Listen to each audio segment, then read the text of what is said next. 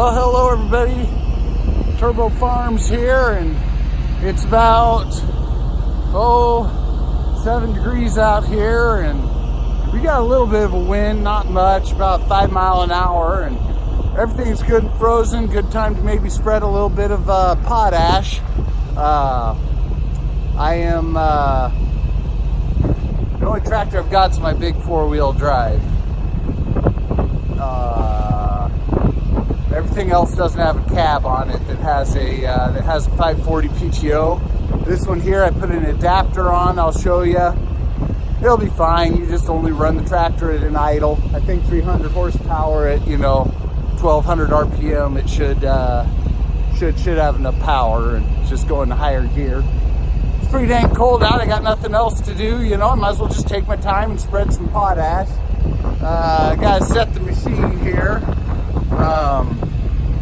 If you can see this, here's our little chart, and it's potash, and I got a little map in there. It weighs probably about 65 pounds per cubic foot.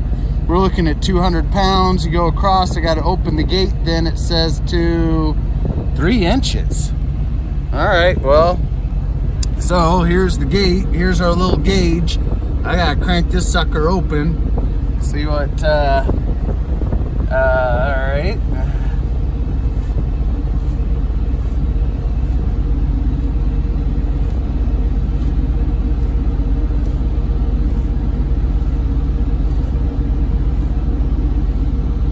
There we go. That's supposed to be where it's set, I guess. I'm gonna do a little double check in there, but yeah. So we'll see. I'll show you the PTO deal, so I got a big 1,000, and we got an adapter down to a little 1,000. Then we got the adapter from 1,000 to a 540. And then we got our PTO shaft, which it's a good thing I had the adapter on this big a tractor. The shaft probably wouldn't have reached the PTO, and I don't know. We'll give it a shot. Like I said, if it doesn't work, then oh well, there'll be another day, and then I'll switch the 4440 over to the 540 at some point. But again, it's cold out, and I don't want to do that. So, or I'll take the 4020 or the little Ford or the little John Deere or something like that, or the Model A. But I've adjusted this one here so I can hopefully have a hydraulic on and off. Let me show you here. There it says put a spring going back to a hydraulic cylinder, and that will engage the drive mechanism on it. It is what it is. It's just an old fertilizer spreader I bought a long time ago, and yeah, so let's see if we can load this up.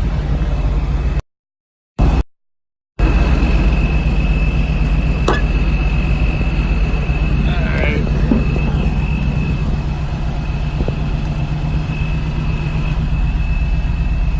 Pull out the PTO.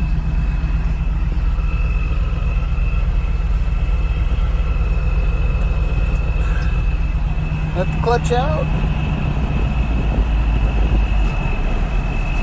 Give it a little gas. Like I say, it's so darn cold. All this oil, nothing's wanting to move.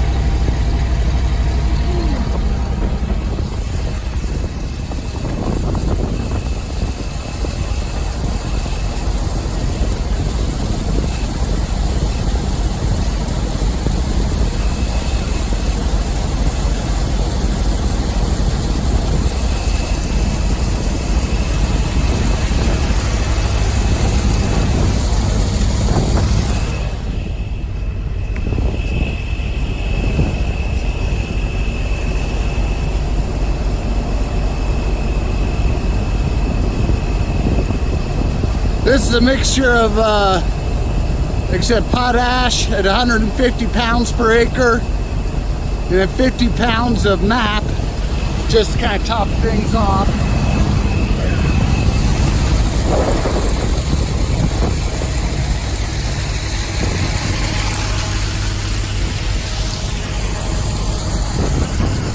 I usually put my MAP on with that rig, but I put equivalent of 200 pounds on per acre with that banded.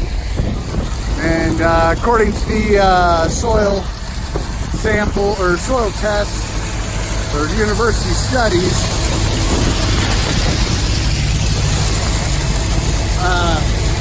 our yields we've been getting, we're taking off a little more than that, so that's topping it off.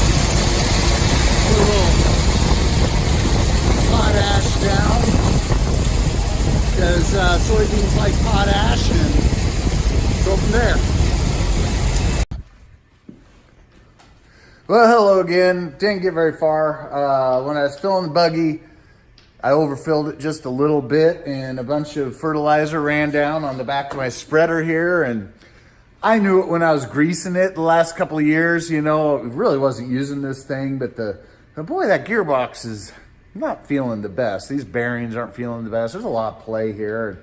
Well, sure enough, you know, with it being 5 degrees outside and a lot of weight on here, and even though the tractor was at an idle and I tried to feather it in, it just, as soon as the PTO kicked in, it snapped the input shaft to the gearbox. So made a quick trip down to Lincoln to the surplus center, bought a gearbox, and hopefully I can make it work. I can jerry rig it. Just gonna take a little work here. And so yeah, first thing today, we gotta get this spreader off of here. And you know, this is just rusted on pretty good. So you can get the torch, and unfortunately I don't really have a way to set my camera up, so I'll just kind of document it as I go here. I'm gonna have to cut this bolt out, and hopefully I can get I've got an air impact, get that to drive this nut out, bolt out, and then heat this up really good with the torch. Maybe I'll get lucky.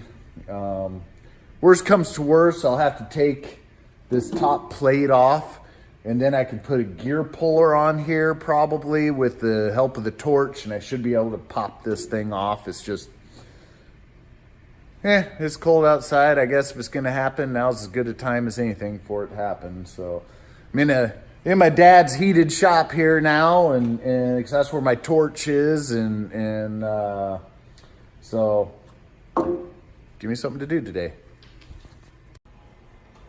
All right, well, we got it all apart. Here's the gearbox. And I gotta tell you, several things make this so much easier. A good air impact.